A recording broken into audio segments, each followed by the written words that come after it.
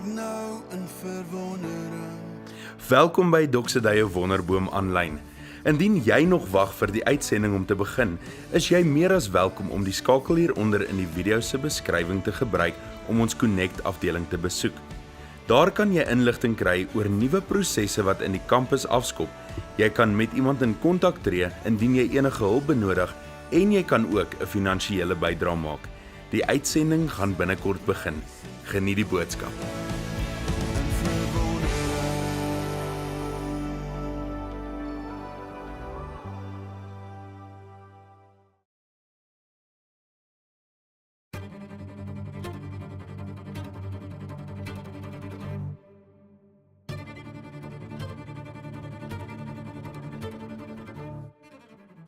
My naam is Jannika en op die 29ste Mei 2025 het 'n storm my getref. Ek en my man John is al so 3 jaar getroud en laas jaar Maart April maand het ons besluit ons wil begin probeer swanger word. Ons het 'n paar maande gesukkel en probeer en met 'n paar uitdagings is ek toe in Desember laas jaar gediagnoseer met PCOS. Wat basies beteken dat ek sukkel om te ovuleer elke maand en dit maak die proses om swanger te word moeilik. Nadat ek gediagnoseer is ek op behandeling gesit, min wetend wat sou voorlê. Aan die begin van hierdie jaar is ons tema by die kerk ook aangekondig, sy glorie, my storie. En ek het vir die Here gesê dat hy asseblief my storie moet gebruik tot sy glorie. Maak nie saak wat dit behels nie. In Mei, die 12de Mei, het ek uitgevind dat ek swanger is.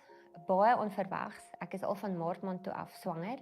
En dit was by 'n GP besoek vir 'n medical clearance, want ons sou die otter gaan stap het. Baie opgewonde het ons hierdie storie aangepak. Ek het so 'n paar dae daarna het ek 'n scan by my GP gehad en alles het oukei gelyk. Ons sou dan oor 2 weke 'n verdere sonar hê by die ginekoloog. Vreeslik opgewonde het ons die nuus met ons familie en vriende gedeel.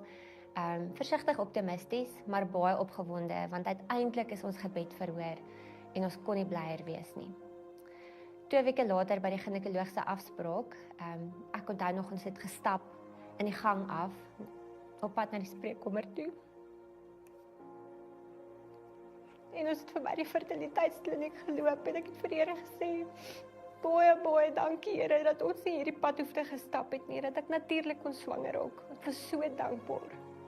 Ons het ingestap by die spreekkamer, ons het gaan sit, die dokter het met ons gesels, en toe dit tyd was vir die sonar, toe het sy vir my gesê, ek is so jammer, daar is nie 'n hartklop nie, dit is 'n miskraam. Dit was 'n baie groot skok, dit is glad nie wat ons verwag het nie, en my verstaan van 'n miskraam was nie dat alles oukei lyk, want 'n kollega van my se vrou het 'n jaar voor dit 'n miskraam gehad en sy het gebloei en hulle het gejaag hospitaal toe en ek het glad nie dit ervaar nie, so ek het nie verstaan wat dit beteken nie. Nietemin 4 dae later moes ek ingaan vir 'n skraap. En ek kan net met my hele hart getuig dat iets wat vir my die grootste storm van my lewe so ver was, waar dit gevoel het asof my boot veronderstel is om te sink, dat die Here my so bedien het in daai oomblikke, dat ek nooit gevoel het dat ek oorweldig is deur die storm nie, dat ek regtig die hele tyd gevoel het, hoe hy vir my 'n bonatuurlike vrede gee, ten spyte van die golwe wat slaan om ons. Ek het nooit gevoel dat ek gaan verdrink nie. Hy het regtig vir ons kom joy gee, kom vrede gee, ten spyte van die seer. Want die seer was daar en dit was baie. Dit is steeds, maar die Here bly so goed en getrou. En dit alles en ek kan regtig net getuig, dat hy nie net kan maak dat jy loop op die water, wanneer daar 'n storm is nie, maar dat hy jou kan help om te dans op die golwe, wanneer daar 'n storm was. Daar was 'n storm, en ek was in die storm, maar my God was by my in die storm.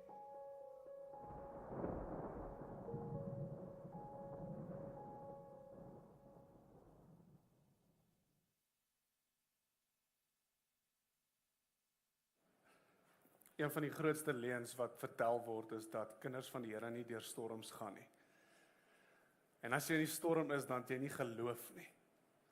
En as jy nie uit hom uit kan kom nie, dan sal iets fout met jou, dan glo jy nie genoeg nie. Ek wil vir hierdie skrifvers lees 2 Korintiërs 4 vers 8 tot 9 wat die kern is van hierdie reeks wat ons afskop vandag. In alles word ons verdruk, maar ons is nie teneergedruk nie. Ons is verleë, maar nie radeloos nie. Vervolg, maar nie verlate nie. Neergewerp, maar nie vernietig nie. Ek sien, ons skram baie keer weg om te preek oor hierdie tipe temas, want dis negatief. Ons wil nie mense op 'n negatiewe plek los nie. Nou preek ons oor iets wat ons gaan nog oor praat, dat Jesus het eintlik die storm oorwin. So hoekom wil ons oor praat? Kom ons preek eerder die evangelie, maar ek is so bewus die laaste tyd en hierdie hele reeks is gebore uit 'n plek waar ons te doen gekry het met soveel mense in hierdie gemeente wat genuinely, Here, julle deur tawwe goed gaan. Wat ek besef het, dis nie die storm of dis evangelie en ek moet een van hulle kies nie. En wanneer ek die evangelie kies, dan is daar nie 'n storm nie. En as ek die storm kies, dan moet ek amper Kobai sê vir die evangelie. Jy sien, julle God is soveel groter as dit. Hy kom gee ons die ability om goeie nuus in die storm te kan hê. En ek en jy staan vandag hierso en hierdie skrifvers wat ek nou net gedeel het, is 'n goeie metafoor vir storms. Ons gebruik baie keer die woord storms as metafoor vir dinge wat moeilik is, dinge wat taaf is. Jy het beplan, jy klim hier op die bootjie en jy ry na die ander kant toe en jy gaan lê op die strand aan die ander kant en 'n storm het die kapasiteit om jou van koers af te waai. 'n Storm het die kapasiteit om die pret wat jy op hierdie journey wou gehad het, heeltemal te kom verinneweer en te kom vertraag en te kom versteur. En eintlik al wat 'n storm doen is, hy kom vat die perfekte prentjie van wat ek en jy het vir my en jou lewe en hy kom verander omdat ons in 'n oomblik staan en ons sê, Here, wat nou? Ek kan mos nie 'n werklikheid wees as ek hierdie beleef nie. Hoe is dit moontlik? Hy is tog goed. Hoe kan 'n God goed wees, maar ek kyk hoe hierdie storm besig om my seile te verwoes op die einde van die dag. Nou, ek wil vir jou vandag sê in die eerste deel van wat ons mee afskop is storms is 'n realiteit. Dis 'n realiteit en as enigiemand vir jou sê maar jy kan nie ag gee aan hierdie realiteit nie, dan sê vir daai persoon, luister, storms is 'n realiteit, maar dis nie die enigste realiteit nie. Daar is 'n ander realiteit.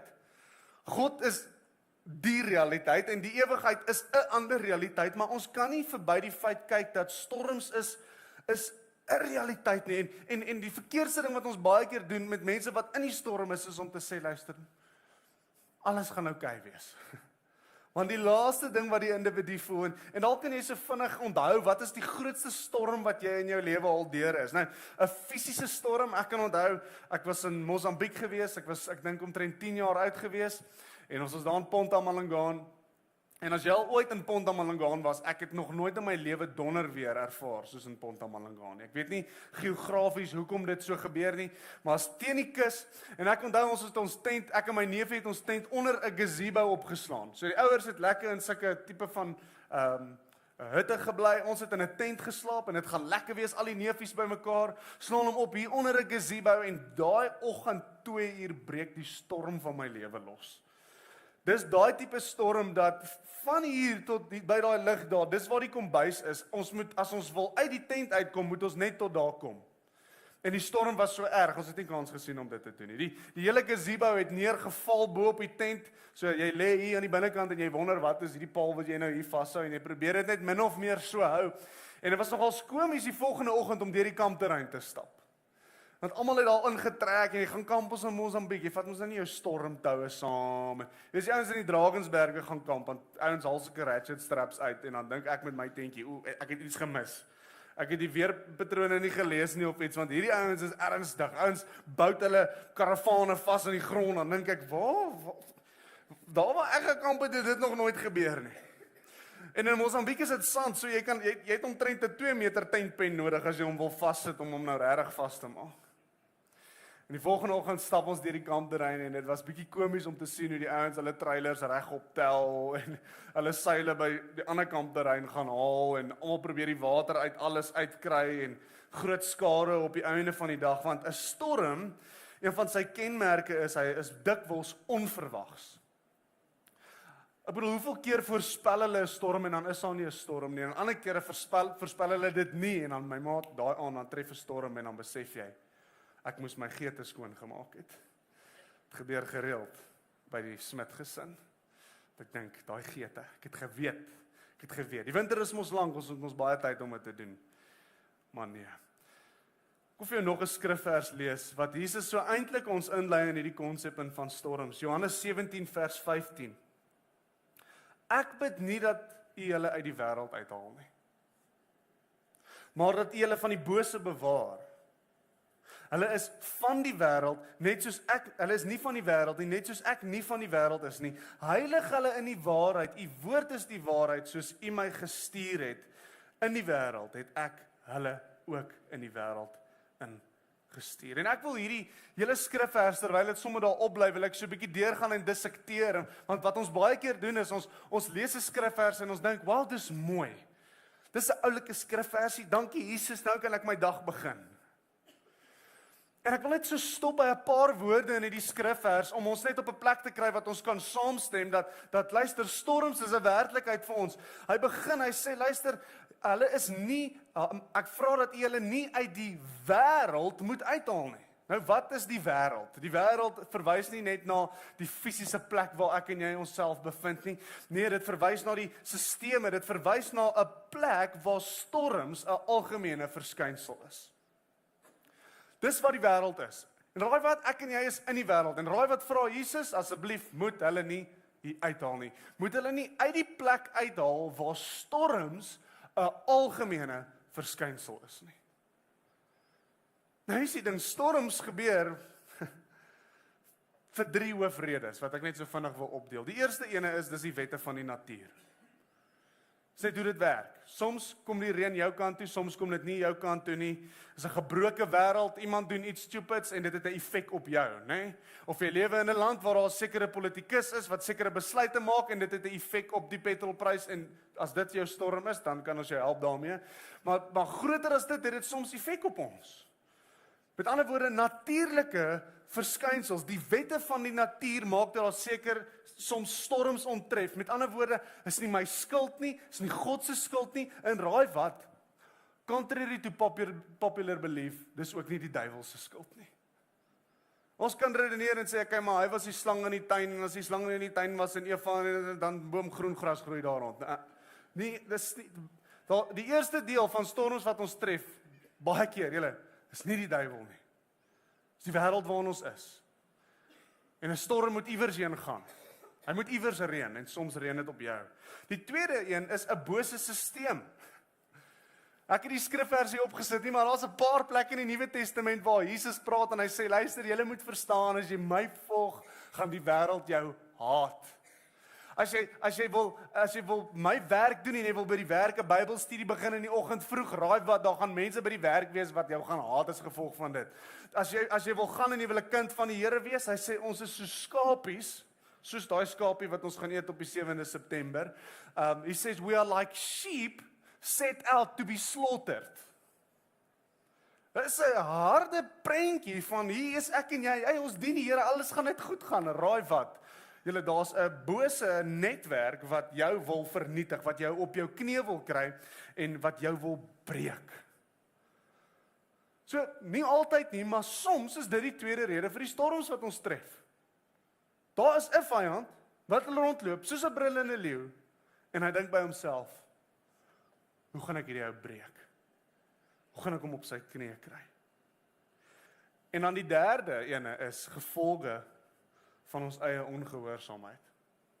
Dit gebeur soms, dat ons in storms is. Dis nie die Here se skuld nie, dis nie die duiwel se skuld nie, dis nie die natuur se skuld nie, raai wat, it's your own fault. Jy het jouself in daai plek ingeroei. God het gesê, luister, hier's vir jou 'n skateboard gaan en gaan ry skateboard soveel as wat jy wil, moet dit net nie in die wildtuin gaan doen nie. En wat doen ons? Dit moet so lekker wees om met die skateboard in die wildtuin te ry. En raai wat is in die wildtuin? Daar's leeu's. Die brullende leeu loop rond daarso. Daar's gevolge vir dinge wat ons doen. So hier is ons die 3 goeters: wette van die natuur, 'n bose stelsel en gevolge van ongehoorsaamheid. En Jesus sê, ek wil hê, Vader, dat U hulle nie uit hierdie plek uithaal nie. So dis 'n bietjie wreed. Jesus, ek dink jy's my vriend. Ek dog jy het gekom om my te red. Ek dog jy het gekom, ridder op die wit perd, om ons te kom verlos. En dan sê hy, ekskuus, dat ek net hier teruggaan. Ek bid dat U hulle nie uit hierdie wêreld uitneem nie, maar dat U hulle van die bose bewaar. Hulle is nie van die wêreld nie. So nou gaan Jesus verder en hy sê, Vader, ek wil hê dat U hulle nie moet uithaal nie, maar tweede waarheid is, hulle is nie van hier nie. En wanneer iemand nie van hier is nie, dan werk hulle nie volgens dieselfde reëls. Dit hierdie karre met die rooi nommerplate waarop staan diplomate. Hulle kan daarom doen wat hulle wil. En jy weet sommer, jy wil tog net nie in hom vasry nie, want jy het nou al video's gesien van een of ander bodyguard wat uitklim in jou daar in 'n Driekus Du Plessis lok, en wel nie vanoggend nie, maar Driekus was in 'n storm vanoggend. It's almost as if the rules don't apply. En hier is die tweede deel van die waarheid. Ja, daar is storms, ja, dit gaan jou tref. Hy maar raai wat, jy is nie van hier nie. Daar's 'n ander stel reëls vir jou, daar's 'n ander manier van dink. En dan gaan hy aan en hy verduidelik dit so 'n bietjie. Hy sê, net soos ek nie van die wêreld is nie, heilig hulle. Woord heilig beteken anders, to be set apart. Israel was heilig, hulle het dinge anders gedoen as die res van die volke, né? God het met hulle 'n pad gestap en sy hart aan hulle openbaar op 'n unieke manier. Mense het na hulle gekyk en dan het hulle gesê, "Wow, hierdie is Yahweh se mense." Dis hoe vroeg die woord heilig gebruik is. Hier staan ek en jy vandag en Jesus vra God, kom en heilig hulle, laat hulle anders optree en dink oor die storms as die res. Wow. Laat hulle anders optree. Laat hulle anders dink wanneer hulle in die storm is, want hulle is nie van hier nie. Sien, hier is die ding julle, 'n kind van God word nie geken as 'n nasie wat nie storms beleef nie, maar 'n nasie wat anders optree wanneer die storms ons tref. Dis die goeie nuus. Dit is hoe daar goeie nuus in 'n storm kan wees, is die feit dat ek kan weet, luister, ek is in 'n storm, maar raai wat, die storm is nie in my nie. Weet jy hoekom? Want daar's iets anders wat in my is, en dit is die evangelie, dis die goeie nuus van Jesus Christus. En dan gaan hy aan. Hy sê, soos U my gestuur het ek hulle ook gestuur. Hoe is Jesus gestuur? Jesus is gestuur doelgerig, strategies, effektief, as 'n heerser en oorwinnaar oor die storm. Die amazing voorreg wat ek en jy vandag het om te besef, ons word nie uit die storm uitgehaal nie, maar net soos wat God Jesus gestuur het, om doelgerig en effektief en as 'n heerser oor die storm op aarde te kan loop, sê hy, nou stuur ek julle ook. Jy sien julle, daar's een plek, waar daar nie storms is nie.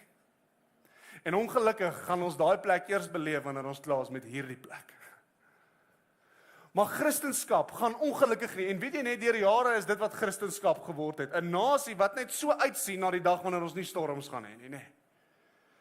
Die ewige realiteit, en dit is 'n deel van die evangelie, dis 'n druppeltjie in die emmer van dit wat Jesus kom moontlik maak is. Maar 'n Christen is nie net iemand wat hier sit en sê, ek wil tog net deur hierdie kom. Daar was 'n deel vanoggend van Driekus wat ek kon sien hoe hy was net soos, asseblief, laat hierdie net verbygaan. Nog net 2 minute en ons is klaar. En soms leef ons so, as kinders van die Here, né? Kom ons net hier deurdruk. As ons net hier kan survive, dan gaan ons op 'n plek wees waar daar nie storms is nie. Maar ek wil vir jou vandag sê, dat om uit te sien na daardie plek is regtig goed, en dis wat ons moet doen, en ons hou ons oë gefestig op die ewigheid, maar nie ten koste van die roeping wat ons het in hierdie plek nie. Sien uit vir die plek sonder storms.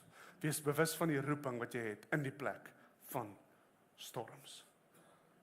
Ons het 'n ongelooflike voorreg, ek en jy, om in die volgende 4 weke so 'n bietjie op te hou kla oor die storms.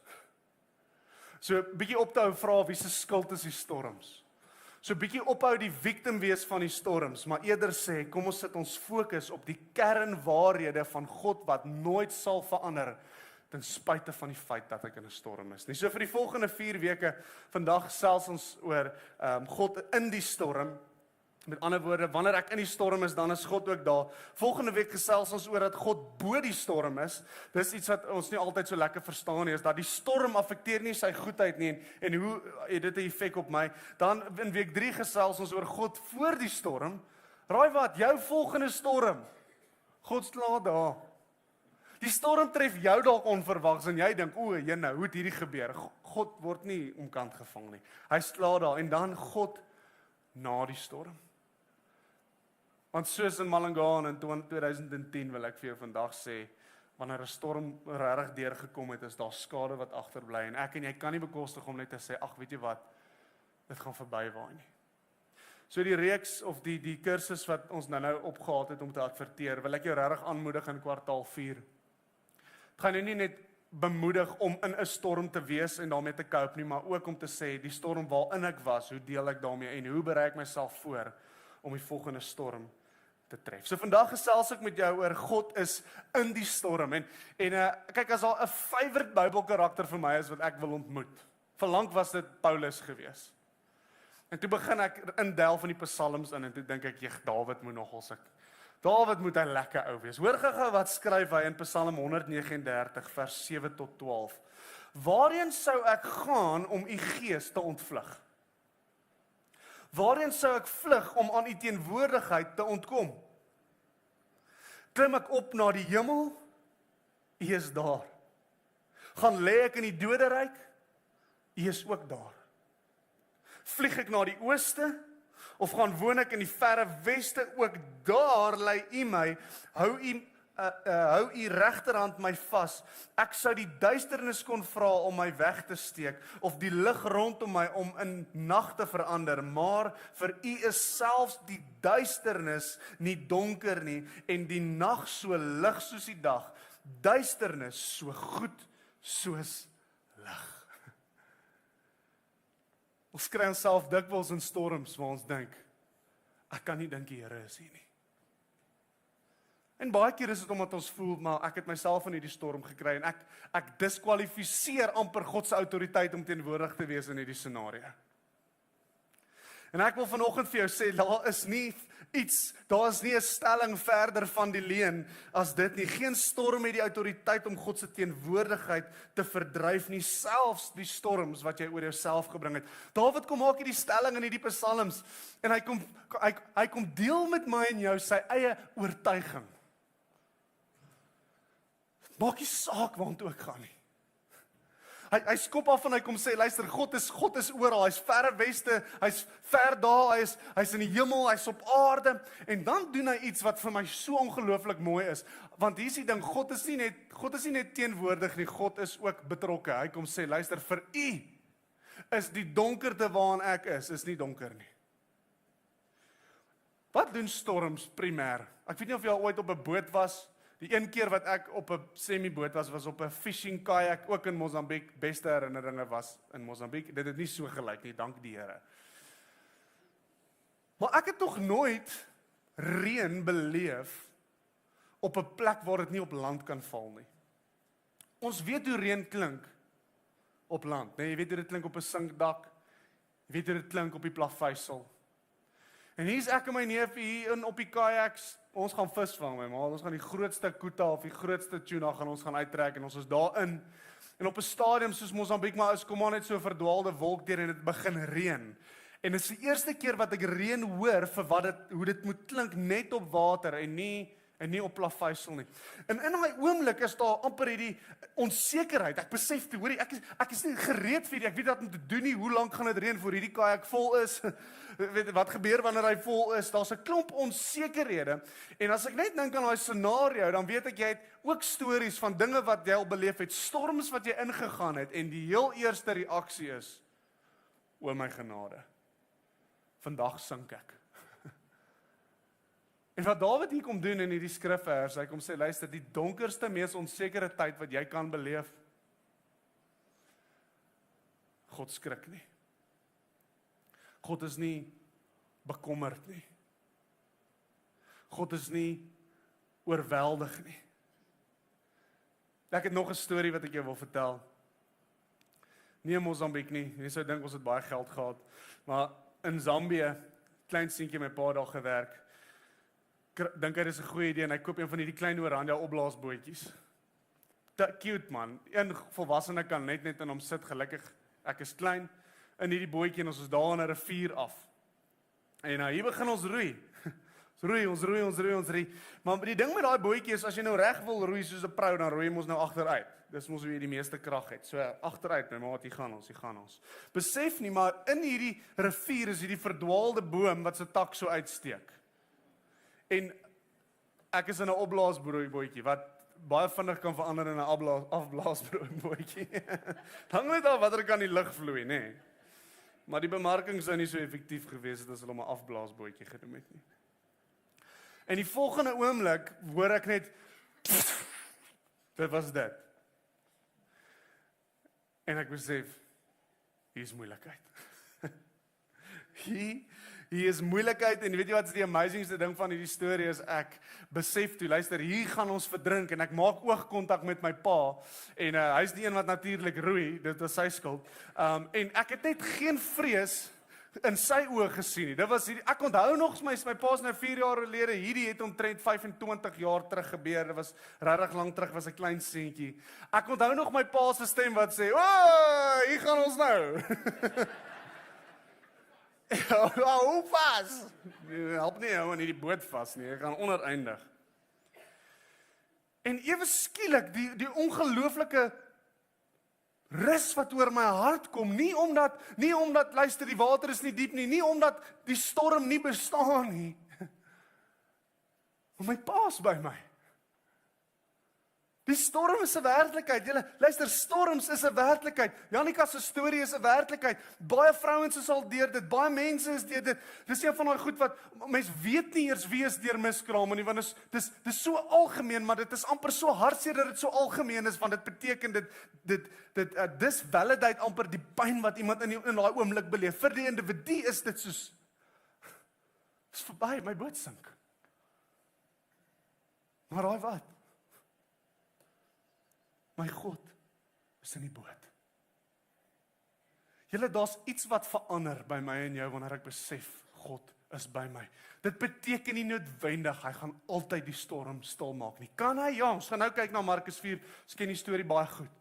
Beteken nie noodwendig die oomblik wanneer ek oogkontak maak met God is dit soos okay, alles anders is verby nie. Maar daar's iets wat gebeur wat perspektief bring aan alles anders wanneer ek in my pa se oë kyk en besef hy is hier, want sy teenwoordigheid het 'n effek. My pa se teenwoordigheid bring 'n gerusheid in my hart. Nou, hier is die tweede ding. God is nie net teenwoordig nie, want ek dink is iets wat meeste van ons glo. Meeste van ons glo God is hier. En as jy dit glo, jy glo iets wat die waarheid is. As jy dit nie glo nie, daar's iets wat vir jou wag die dag wanneer jy besef God staan nooit terug nie. God word nooit verdryf nie. Hy is Immanuel, hy is God met jou. Sy gees is uitgestort om tussen ons te leef. Hy praat en hy sê hy kom en hy kom dwell. He dwells among us. Hy is konstant met my. Daar's geen plek soos wat Dawid sê waar hy nie is nie. Maar wat baie keer 'n uitdaging is dat ons glo God is hier, maar God kies om nie betrokke te wees nie. Hy staan op 'n afstand en hy kyk hoe ons verdrink. Dis eintlik maar waarop dit soms neerkom.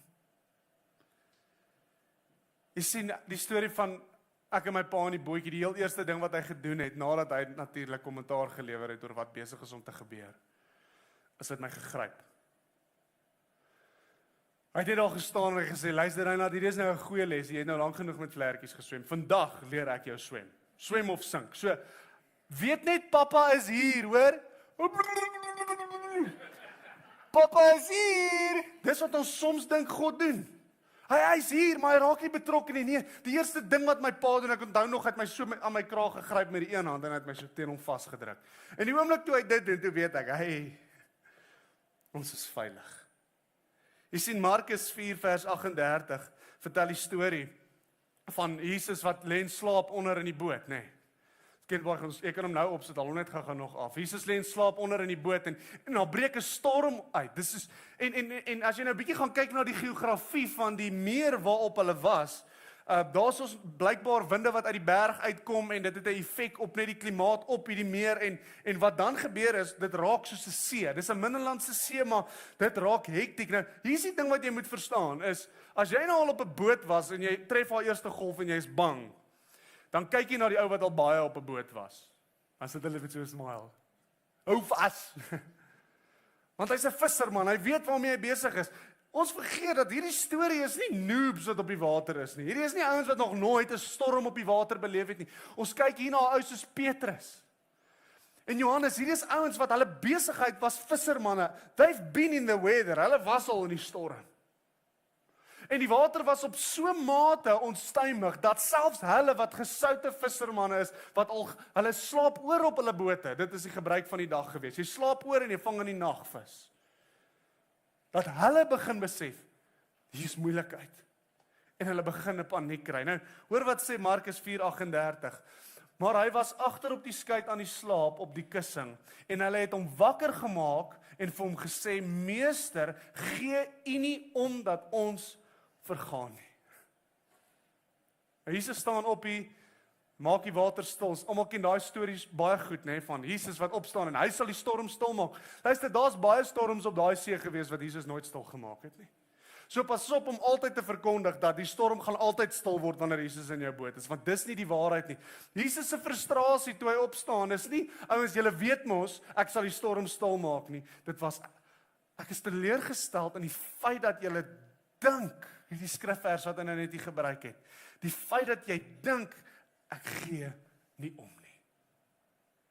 Ek gaan jou hier uitkry, ja, ek gaan of die storm stil maak, of julle gaan 'n tou om my nek vasmaak en ek swem ons hier uit, of ons loop op die golwe hier uit, want later sien ons dat Jesus op die water kan loop. Wat ook al manier, hoe ons hier uit gaan kom, weet net dat die feit dat julle dink, ek gee nie om nie, breek my hart. So jy sit nie met 'n God wat net teenwoordig is nie. Ons dien 'n God wat betrokke raak in jou storm. Soms raak hy betrokke teenoor die storm. Soms raak hy betrokke in my teenoor die storm. En ek dink daar's 'n verskil. En ons gaan volgende week, wanneer ons gesels oor God bo die storm, dan wil ek hê jy moet besef dat van die grootste dinge wat ons leer in ons lewens is wanneer ons die Here vertrou in 'n storm. Kan hy die storm stil maak? Hy kan. Is dit die beste ding vir my dat hy altyd die storm stil maak? Nee. Maar een ding wat ek weet is, hy is by my en hy gee om. Ek weet nie wie nodig het om dit vanoggend te hoor nie.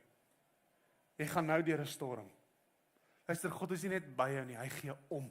Wat ook al volgende gaan gebeur in hierdie storm, hy is by jou. As die storm stil gemaak word, dis hy. As die storm nie stil gemaak word nie, hy het gekies om dit nie nou te doen nie. Vra die vraag, is hy nie besig om iets stil te maak in my nie? Wil hy nie iets kom toerus in my, sodat ek kan opstaan en vir die see sê, gaan lê nie?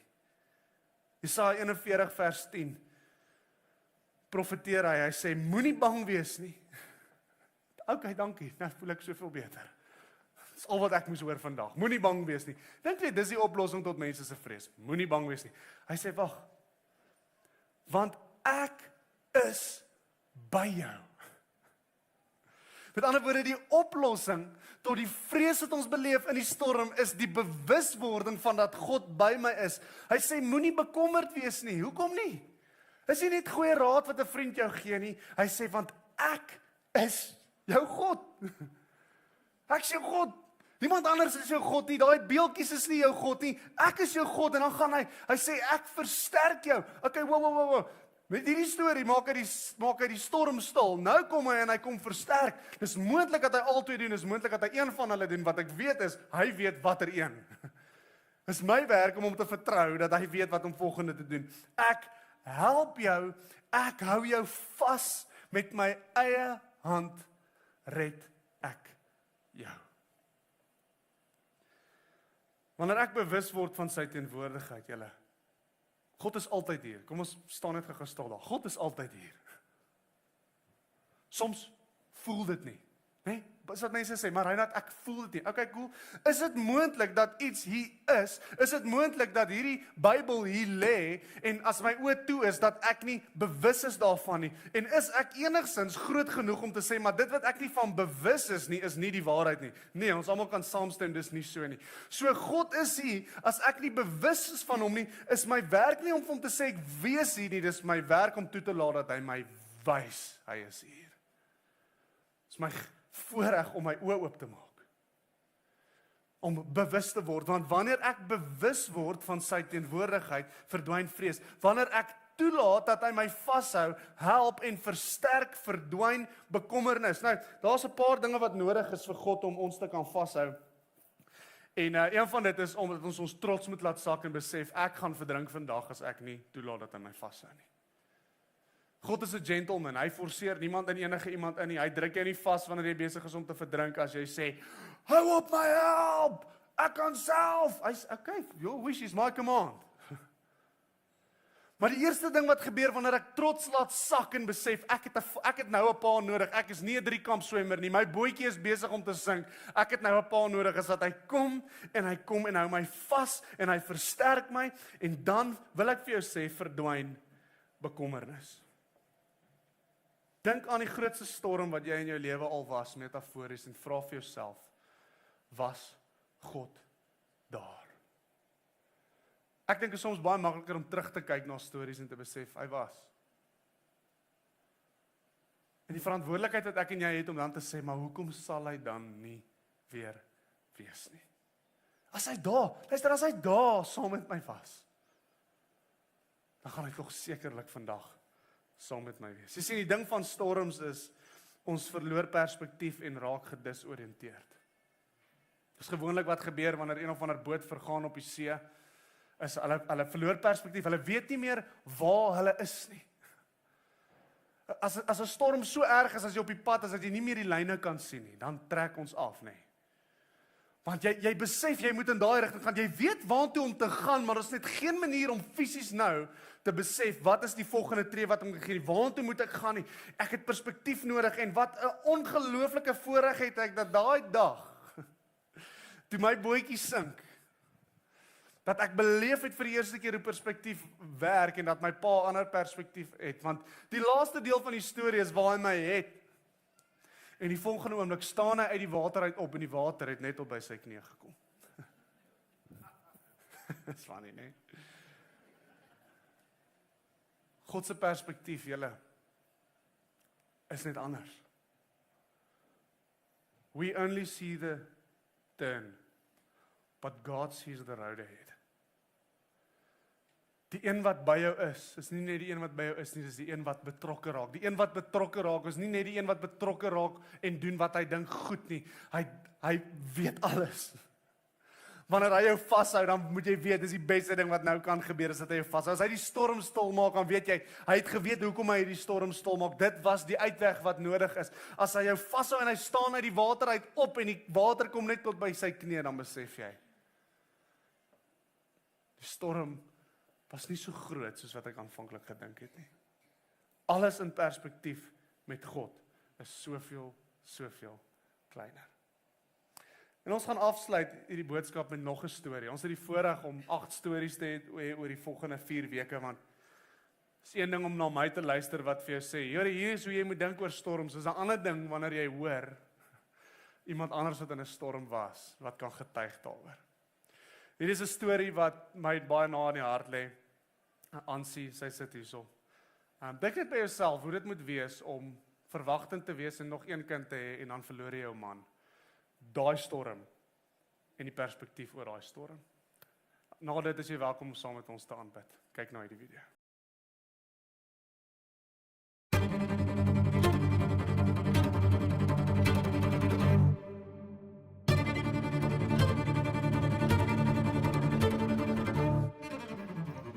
My naam is Ansie van die Kerk. Op 5 September 2009 het 'n storm my getref. Op die ouderdom van 29 verloor ek my man en die pa van my 2 kinders. Dan Helkie 3 en Willie 6, ek was 6 weke swanger met hom. Ek onthou ek het langs sy bed gestaan toe Willie sy laaste asem uitblaas en ek het vir die Here gevra, Here, wat nou? En ek het uit die kamer uitgestap in die gange in en ek het weg van almal af en ek het net begin bid en gesê, Here, wat maak ek nou? Ek is 29 jaar oud, 6 weke swanger, ek het geen antwoorde vir myself nie. Maar daar in die gange het ek besluit, ek gee dit vir die Here en ek het vir hom gesê, Here, ek gee hierdie totaal en al vir U. My lewe en my 2 kinders se toekoms behoort aan U. En aan U sal ek vasklou. En ek het in die maande wat volg, was dit moeilik, maar ek het wanneer dit so moeilik geraak het, ek net my kamer deurgesluit en begin bid en vir die Here gevra vir wysheid. Wysheid om genoeg energie te hê om Daniel groot te maak en deur hierdie swangerskap te kom. En die Here het vir my regtig voorsien in die moeilikste tyd van my lewe, en die grootste seer wat ek op daai tyd moes deurgaan as 'n 29-jarige, was ek God net die heeltyd met my gewees. En ek onthou so 4 maande in my storm in het ek besluit ek wil nie alleen wees nie, en ek het vir die Here begin bid en vir hom gesê ek wil asseblief weer 'n man hê. Hy moet vir my 'n maatjie stuur. En 'n jaar na die storm begin het, net na my 30ste verjaarsdag, stap ek in Jan van die Kerk se kantoor in, min wetende dat dit die man is wat God vir my gestuur het.